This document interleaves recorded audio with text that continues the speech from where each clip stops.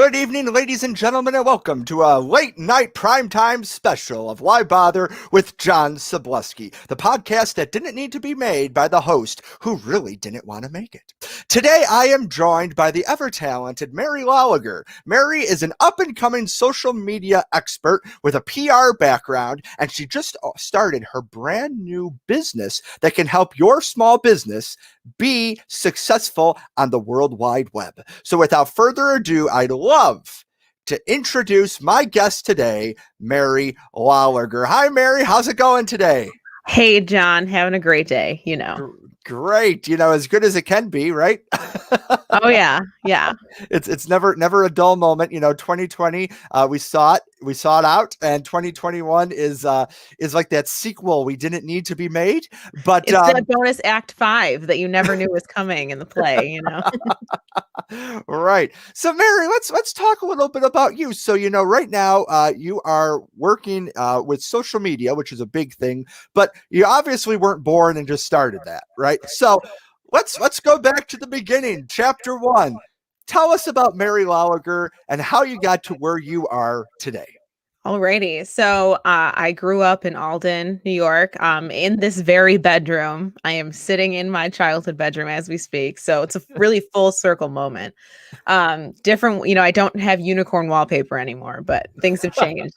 So the big thing that led to kind of where I am today was a lot of people who know me will not deny that I love to talk and tell stories, whether or not they be true about my own life, about things I've seen on TV, you name it. And then once I learned how to write and especially get a large pack of, let's say, colored markers, I wrote and illustrated my very first book at the age of 7 in a composition book, completely written and illustrated in 20 Crayola markers. And I learned very quickly that I like to describe things because the entire story revolves around probably 8 friends, quite a variety of main characters. And I spent pages and pages talking about what they wore to do something, what each of them had for lunch. And that's just the whole book. It's just the story of one time they all got dressed and had some lunch. It sounds phenomenal. Riveting stuff. Well, it's right up there with was it Charles Dickens that was paid per word? So went into detail and just kept so what I was planning on. I was like, yeah, writing concisely was a very difficult thing for me to learn in college. I was like, but why write little when you can write so much? And not charge anymore for it, right? Seriously, yes. All right. So the storytelling aspect and presenting and public speaking, that's kind of what you touched on and how you got where you are. So let's talk a little bit about social media, because this is something that clearly is not going away. Some people believe that social media is probably the end of civilization as we know it. I'm not really sure. I love it and I hate it all at once. But let's talk about some of those preconceived notions, especially with people who may not be as tech savvy or may not have had it growing up. What do you think is probably the most preconceived notion of social media that you encounter in your day-to-day business? Well, there's sort of two. So one being that it's super, super hard to understand and not worth doing, which is not necessarily true. It's pretty easy to understand and explain. One of my favorite, I've seen so many different versions of things describing this, but one of my favorite ways to describe all the different social networks, especially now that they seem to rise and fall every few months, a brand new app or something comes out. Is talking about having a donut. Like Facebook, especially when it started, was like, I have a donut. That was your post. Instagram is a picture of a donut. Twitter is like, this donut is great at the donut. You know what I mean? So, getting past that hurdle for people who are really unfamiliar with it, but they recognize the need to, especially if they're starting a new business or they're a small business owner, that whether they like it or not, they have to, become one with this phenomena. But then once I talk to people who are sort of more established or think they already know what they need to do, or my personal favorite, they just Googled, what do I do in social media, and read the first thing in Google, and that's all they read. They'll say something like, oh, I need to be on every social network for my business. I need a Twitter account. I need to be on TikTok. I need Snapchat. I need Instagram. I need Pinterest. They just need everything. And the first thing I tell every single person I work with is like, okay, this is going to sound crazy, but like, no, you don't. I'm never going to tell you that you do. You're not a celebrity. You're not a nationally known company. We don't need to get there yet. We need, especially for a small business owner, when you're just starting out, we need to talk about who you want to reach and where those people are. The reason a lot of like major companies and larger organizations are on all those networks because they're trying to reach everybody. But I think a lot of people on even just Facebook will say, oh, Facebook's like for old people. That's what they say. In my experience, the big audience on Facebook is like moms, the decision makers, the ones who are deciding what we spend the extra money on every month, people sharing the kid pictures and all that kind of stuff. So whereas, if you want to catch the tweens, you better be making TikToks every day. Every day. Millennials are more of an Instagram.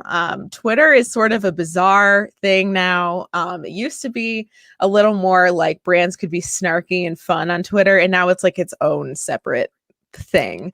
Its own rules. But just making sure that we only focus on what we have to and do more of a quality over quantity type thing approach to doing their marketing on there. There's no need, there's no rush. There's no need to rush to like try and jumpstart anything. And truthfully, like there's no real true way to grow something that quickly and to be able to plan to do so. A lot of like anything you've seen, whether it's going viral or an account that just like gets thousands and thousands and thousands of followers, like if that happens overnight, it's usually a fluke, or it's something like, it's a Bachelor contestant who made her national debut and like, I don't know, the champagne exploded in her face. That was the one season of The Bachelor I've watched that happened. And like, she's got 1 million overnight. Well, that's because like, she had a national platform. But for like the everyday business owner, you can set your expectations a little lower, but that also means it's a little easier to manage and it's not so scary. Mm-hmm. Well, that's great that you're bringing it up. And I think it's interesting, too, because, for me, I think that I believed what a lot of these preconceived notions would be like, oh, you have to be everywhere, and I'm looking right now at our background here and I see Foursquare and I'm like, I don't even remember what Foursquare is. Well, you see that I seen LiveJournal, and which is really taking me back. Like I don't even remember some of these, and I remember when MySpace was a thing, and I had my top 13 friends, and if you moved somebody, you had some questions to answer, especially if they were there and then they weren't. Overnight. What happened? Not good. It's interesting too to think about this, that you really need to come up with a strategy, because your audience might not be everywhere, right? I mean, if you're running a home medical equipment business, you probably don't need to be on TikTok. If you're trying to be, I would say maybe try somewhere else. So when somebody comes to you and they're talking about starting a social media campaign or becoming viral, and I think there's been a lot of science behind what becomes viral and what doesn't, and it usually points to there really is no reason why something becomes the way it does. And would you say that then after something becomes viral, people try to jump on that trend and it's just too late? Sometimes, especially I think it depends on the medium as to how like long lasting that trend, what kind of the shelf life of that trend is going to be. Most of the time, by the time like major companies have time to jump on, like whether it be a TikTok dance or like a meme situation, unless they have like an amazing graphic designer who can pop that meme out like within a couple hours, you're like just, you're 1 in a million. And the thing is, if you ever like hear I feel like it hits the national news a couple times a week. It's like, oh, this video went viral, on whatever, or something happened. Every time that happens, they interview the person it's about. No one has ever been like, yes, that was my intention to go viral. Like I very much wanted to have this be seen by everyone. it's something that like you could just never plan for. There are definitely things you can pay attention to that will increase your engagement and have like a better shot. But there's just no way to predict what went viral. I worked one of my previous jobs, I should say in another life, it feels so long ago now, but I did PR and social media for Six Flags Darien Lake for a few years. I also interned there. This really ages me. I told my like last group of interns this and they were like, I was there and we started the park's Instagram account. Oh my God. Which like shouldn't sound as old fashioned as that does, but it's true. But our one Facebook post, I love looking at analytics and trying to figure out why things get more engagement and you know, learn kind of that learning curve of it. That's like one of my favorite things about working with social media. But I will never ever forget this. We had, you know, concerts at that place. We had really awesome quality photos of rides and like people doing funny things and eating fair food, you know, whatever. And our like top performing post for like an entire season was just a picture of a glamping tent.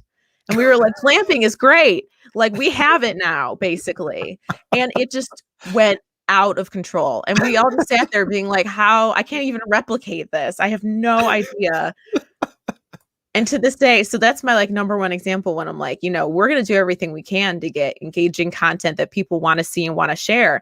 But I can't promise you that it's going to do that because it never happens to the things you want to. No, it's one of those things. It's like, you know, you put time and effort into something and it does nothing. And then you say, oh, here's a picture of a seagull with a French fry, 8 trillion views.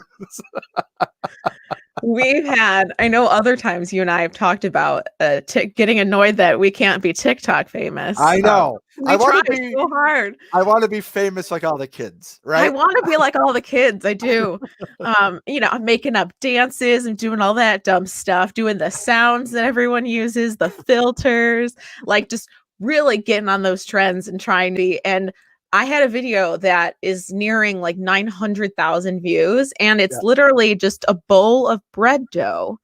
Because my husband likes to make bread. It's very good bread. But part of the dough making process is you have to slap the dough at one point. He could tell you why. I have no idea.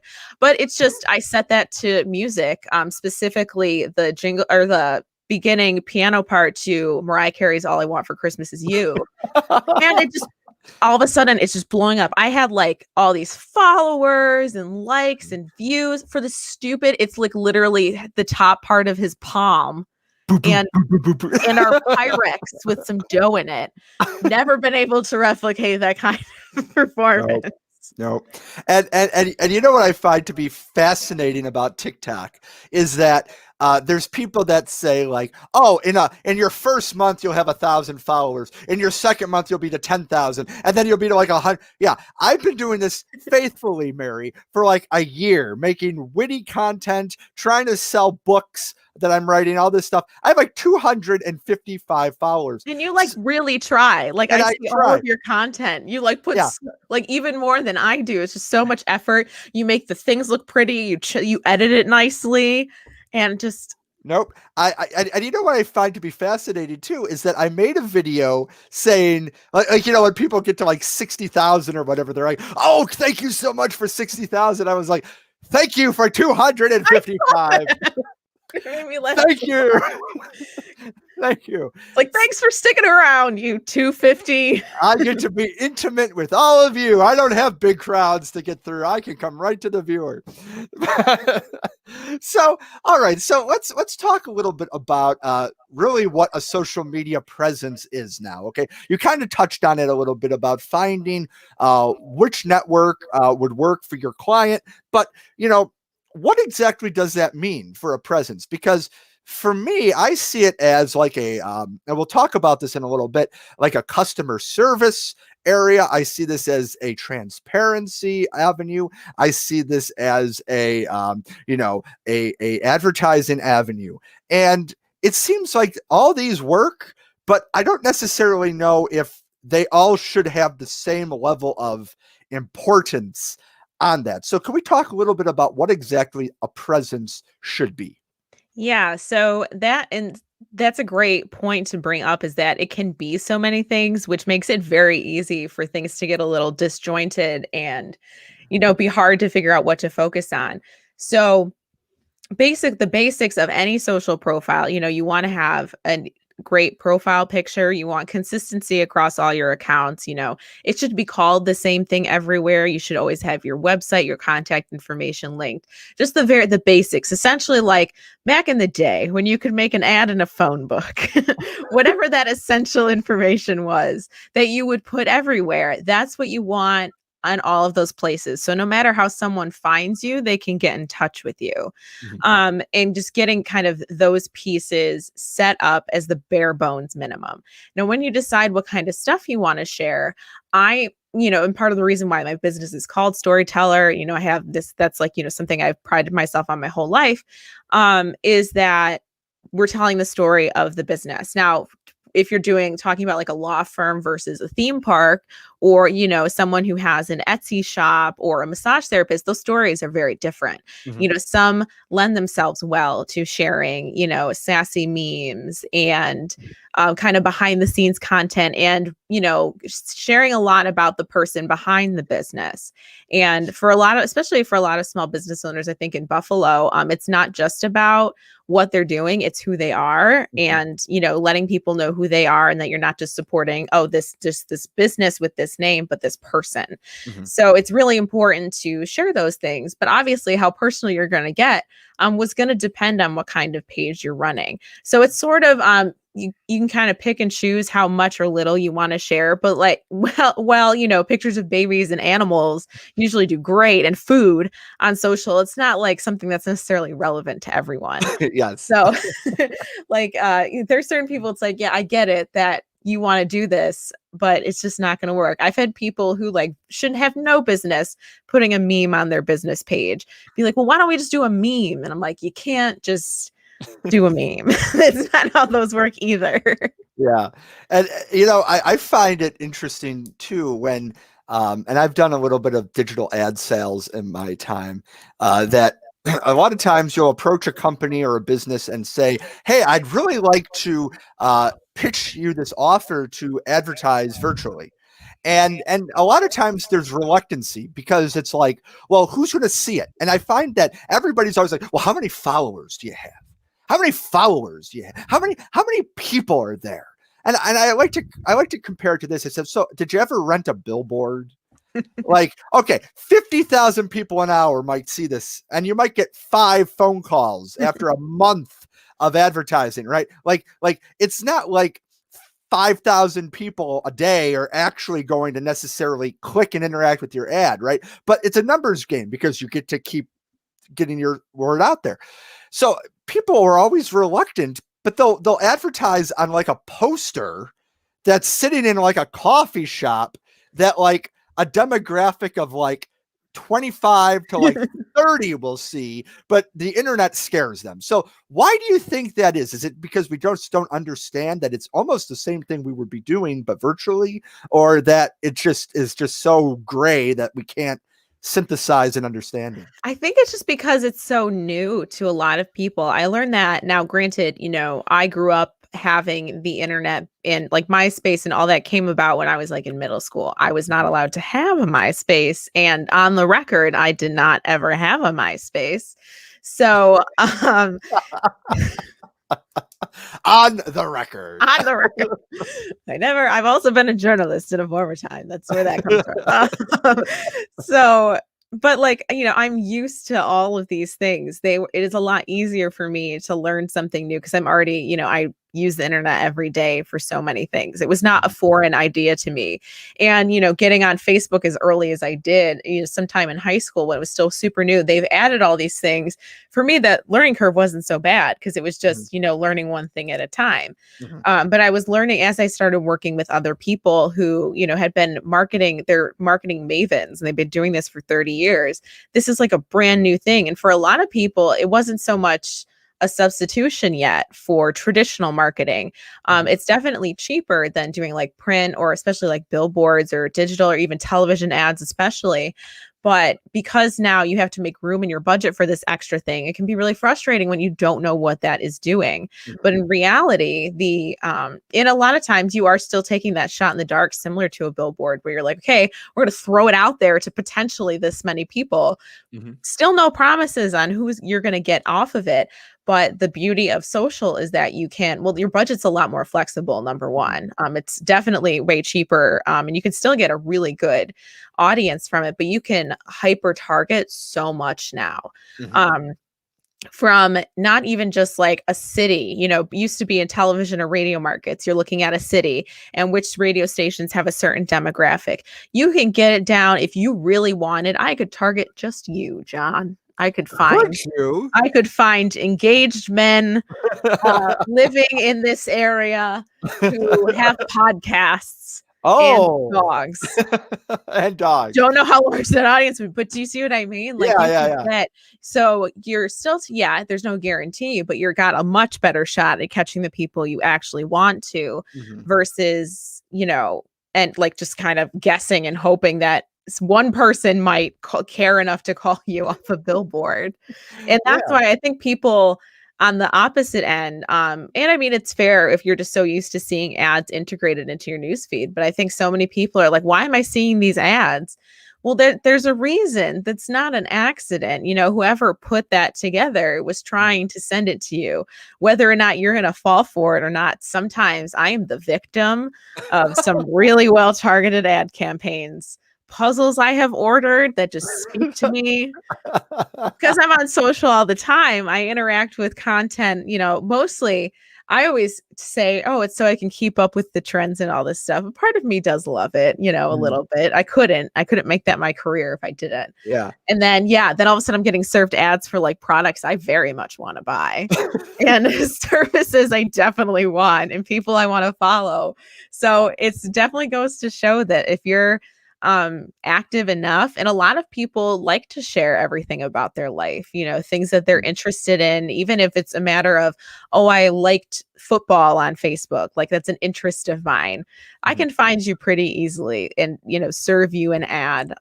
Especially like Super Bowl squares are a very big thing people are trying to garner interest about right now, especially in this area. Football is a very relevant topic still. It So is. It is. if you've I'll, ever I'll- posted about it at all, like they'll find you. They they'll will. find you. Yeah, and I think it's just so interesting too because I've done tests with friends to see if like Siri is listening or Alexa is listening, and we'll say something like we'll just write a word on a piece of paper, right? And we'll just talk about it like as much as we can for like 20 minutes. And it's like skydiving. Oh, I'd really like to go skydiving. Oh, that would be great to go sky. But you know what? Skydiving never comes up. But I'll talk about like a measuring spoon for cooking, and every single Betty Crocker kitchen utensil will pop up. So it's bizarre. So I think that we are in an interesting time where this social media marketing is pretty good to really target who you're looking for. I wonder too, like why it seems really difficult to wrap traditional advertisers' heads around it. So I worked for a newspaper, a little similar to you. My newspaper has since been defunct, but RIP print journalism. RRP. But what I found to be so interesting is these small businesses that would advertise would just not get it. Like they're like, oh, we'll advertise once a year. I'm like, once a year, and then social media came in and a $1,100 ad for 1 week in a newspaper or 1 day in a newspaper, you can now advertise the entire year, 2 years for the $1,100. It's very affordable. So it's just hard for me to believe that the affordability factor doesn't say, you know what, let's shift our paradigm here and try this. Let's get into the 21st century. Get rid of the knuckle buster.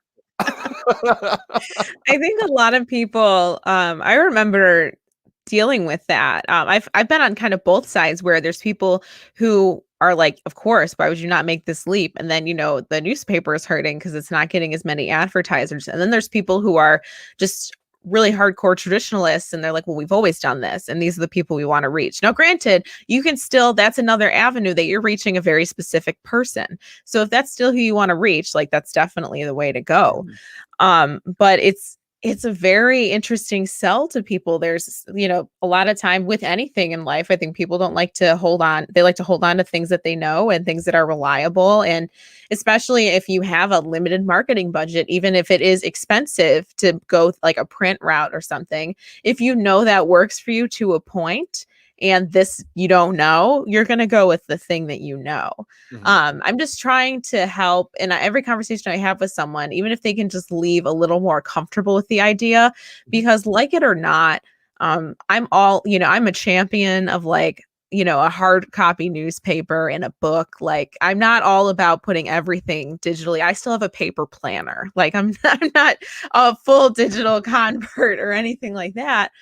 But it's really important that you pay attention to what your competition is doing. So like the reason you might not have gotten bombarded with ads before, like the internet, you're getting just your ads in the paper or a mailer or something from a vacation destination or a store or whatnot. Now they were doing the same types of targeting. They just didn't have a specific of data. Like if they knew you shopped there and, ordered something and put your address on, they have your information. They're going to come for you with coupons and things like that. Coming for so, yeah. So the concept is not not new at all. It's just, they can get more specific with it.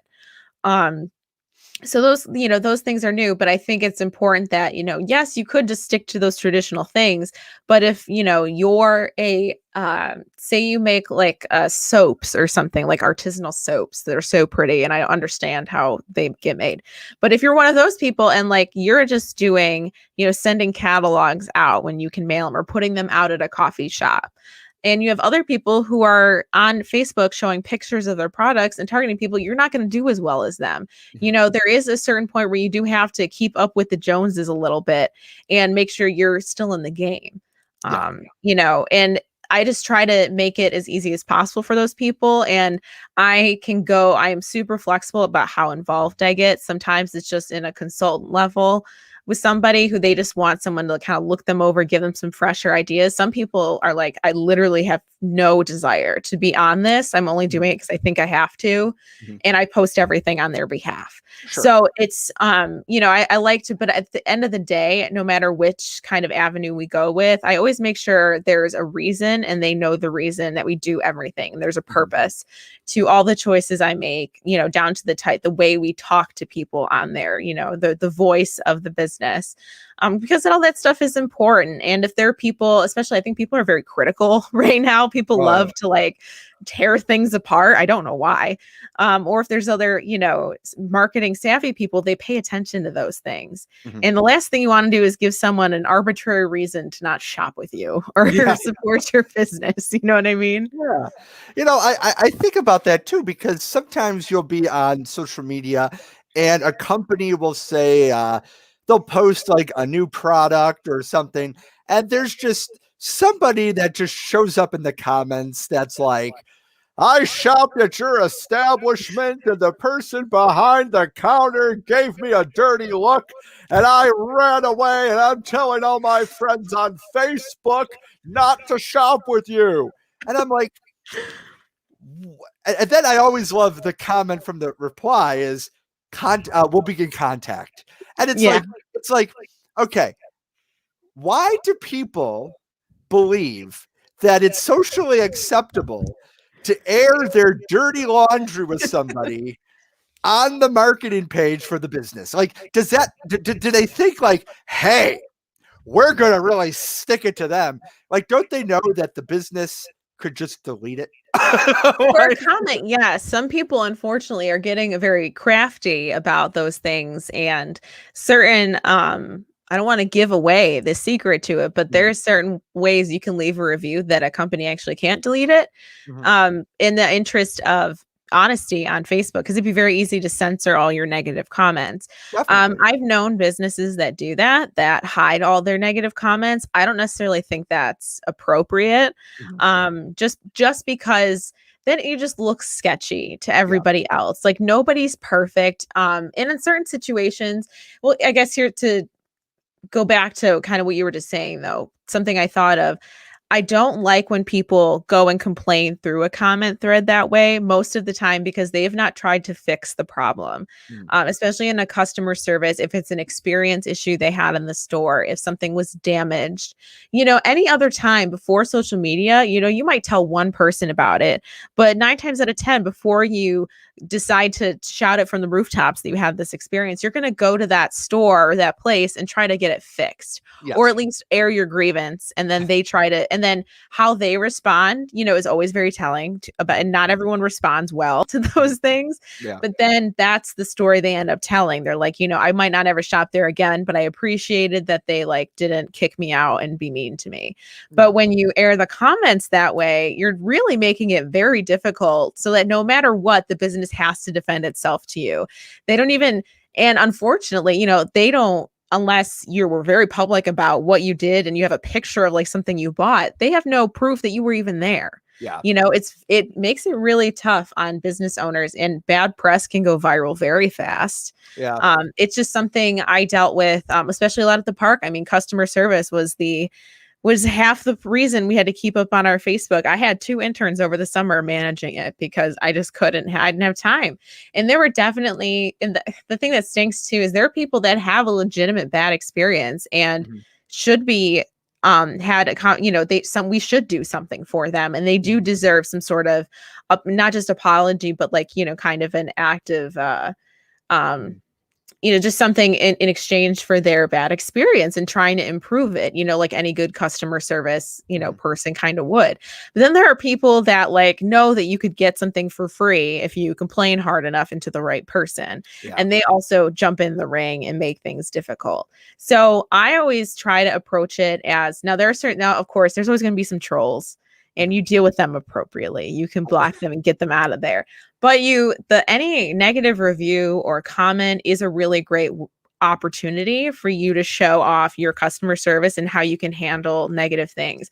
I know people that like didn't shop at a business and then did because they're like, they actually handled this really well. And I thought that was great. Mhm. Because a lot of times the thing is you should move the conversation offline. Yeah. Clearly someone had an issue. It's a personal experience. We don't need to have that conversation in a comment section, No. and then try to resolve it. And then hopefully that person will be moved enough to write about how it was fixed instead of just being like, oh, it was so awful. Yeah. They were so mean. This business sucks. Everyone share it. Tell everyone. I honestly, I always find that to be so funny. Like, I have never felt compelled enough to go on social media. Well, maybe once or twice, but big box stores, because let's face it, my opinion of them is really not going to deter anybody from going there, because we all know those big box. I'm not going to give away any names, but you know a wall and a mark, but sometimes they just have like the situation where it's like, I can't believe that I keep going back.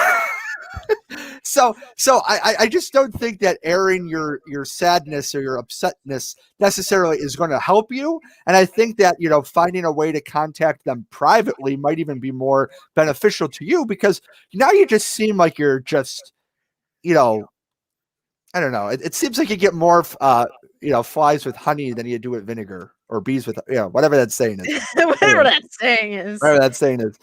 So let's talk a little bit about your website, and I'm going to pull it up here so we can show it. Oh, exciting. I just I redid know. it a little while ago, so I'm happy to show it now. Before then, I was like, you don't have to look at it. So, storytellersocialmedia.com is Mary's website. And if you look here, she offers a wide range of services. Why don't we talk a little bit about the services that a small business owner in the area might be able to take advantage of when they call you? So I can help with anything if you already have a page established and you've like kind of taken care of those basics and you've been doing it on your own, but you want to improve your presence, or if you have absolutely nothing and we're starting from scratch.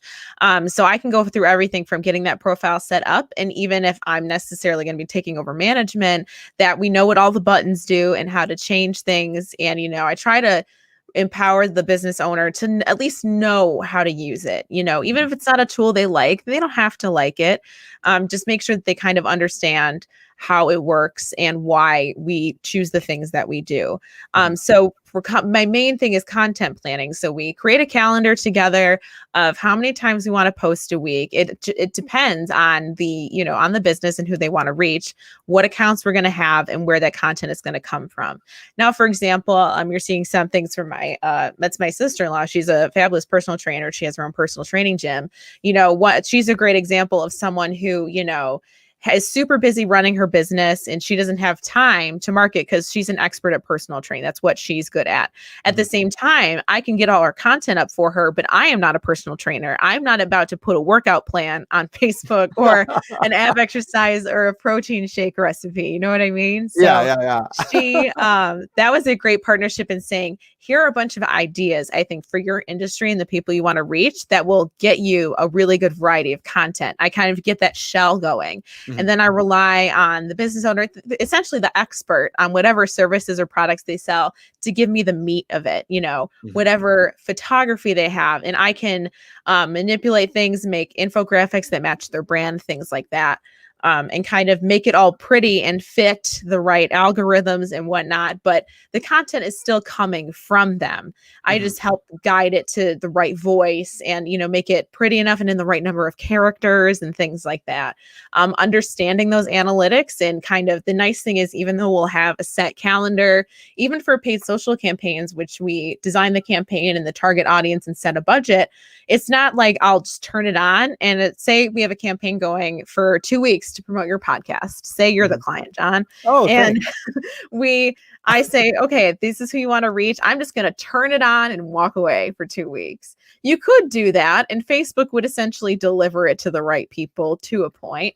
But what I love to do, I really want to get people the most for their money, especially newer business owners have such a small budget. I know, because I am one. You have a really limited amount of funds to work with. So we want to get the most bang for our buck. So we'll try 2 different approaches. You can do so many different things you can do as an ad on Facebook, maybe like a short video or versus a photo with some text, or one photo versus, like a carousel of photos.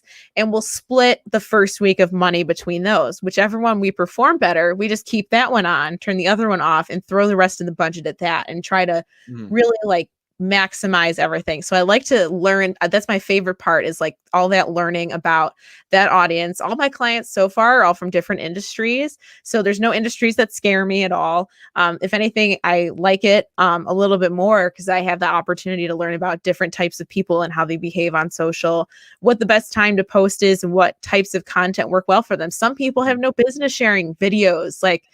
Not all content lends itself well to a video. Same thing for TikTok. I'm sure you've seen, why are these people on this app? It's awful.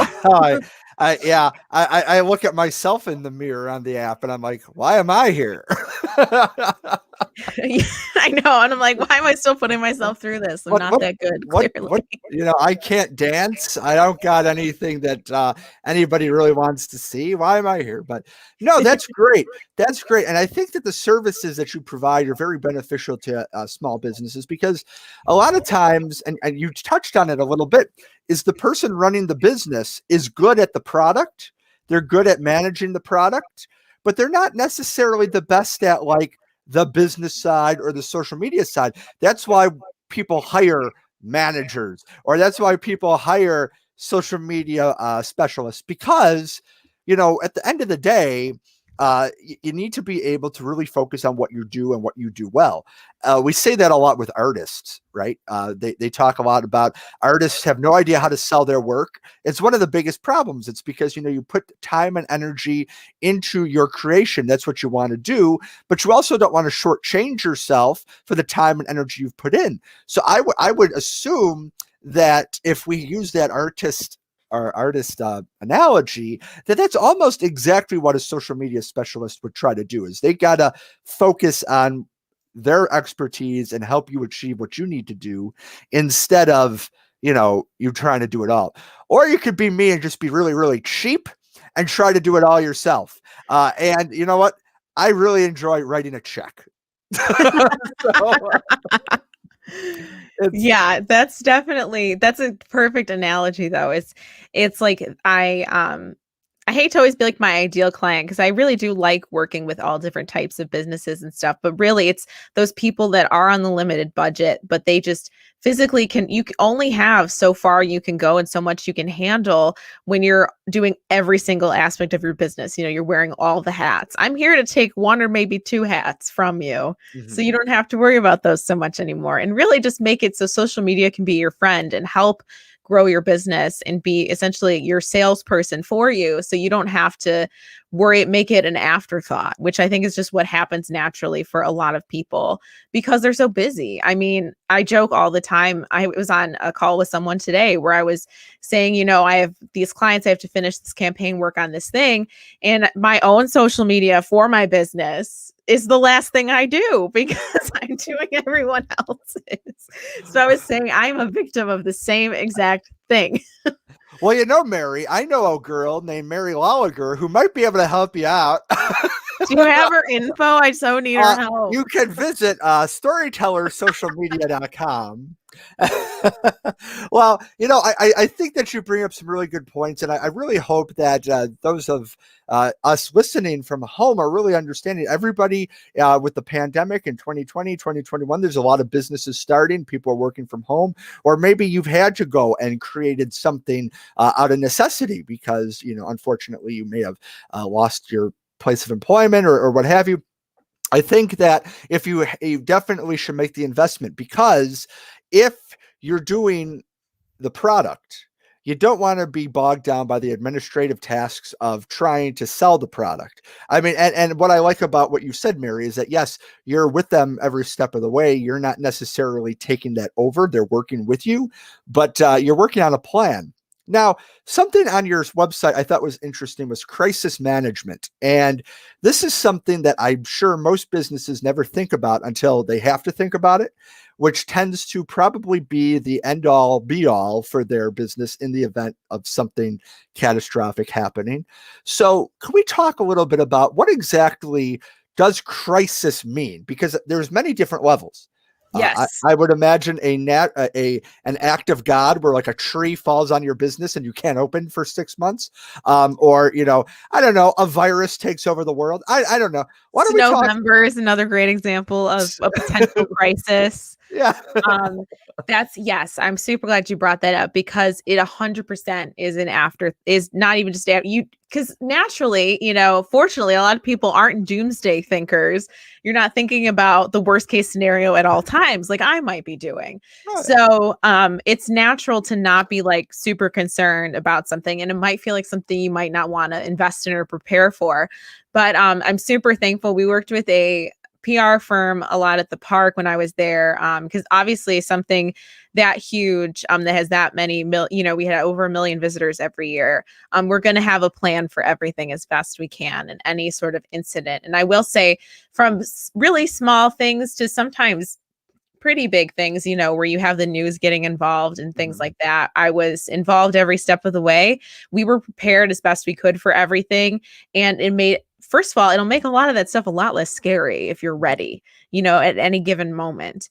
But what it does, it just involves, saying, okay, what are the worst case scenarios? What kinds of things are that? And it could just be the worst thing that could happen to you is someone trashes your company on Facebook. That could be the worst thing. And it, involves people boycotting your restaurant or something. I don't know. Mhm. And, how are you going to respond to those people? Because what you don't want to do is respond in the moment. Yes. Which you know what I mean? You want to have kind of things planned, for a larger company. And it's more like severe crisis. We had designated spokespeople for a lot of different things, but it was okay, if it's this type of problem, this person is going to speak about it. And we only use this person on camera if it's this like level of crisis, because that sends a message as well.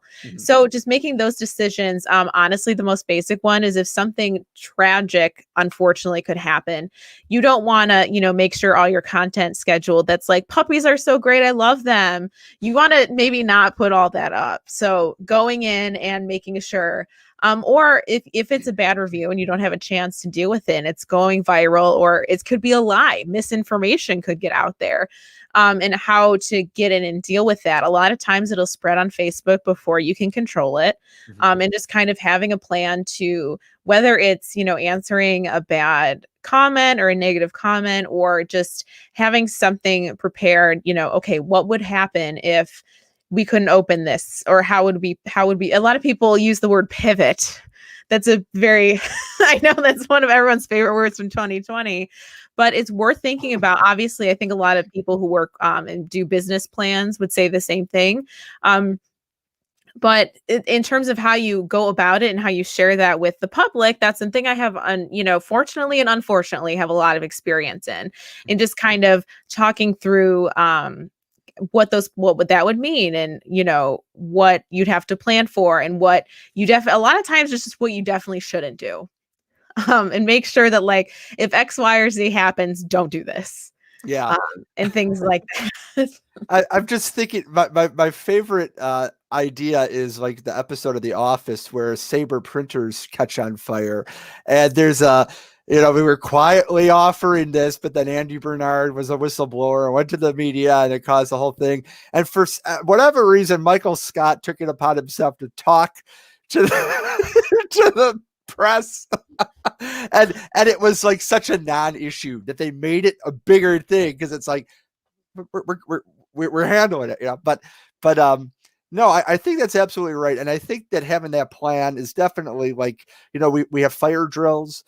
We understand about evacuation. Why not take a marketing approach too, and understand what we should do? So, well, Mary, I want to thank you very much for taking your time today to speak with me. I've learned a lot about social media and what it can actually be utilized for. Ladies and gentlemen, definitely check out Mary's website and call her and order her services at storytellersocialmedia.com. That's storytellersocialmedia.com. Well, Mary, thank you so much. Thank you, John. This was great. It was great seeing you. Ladies and gentlemen, my guest today was Mary Loliger, and she is the sole proprietor and owner of Storyteller Social Media. I am very, very excited that she was here today. Please, if you like the show, like and subscribe to us on Facebook and on YouTube. We are there, and we are also available on all major platforms where you can get your social media podcasts. So please give us a like, follow, and listen for more content. We got a lot of really cool stuff coming on. My name is John Szablewski, and this has been an episode of Why Bother?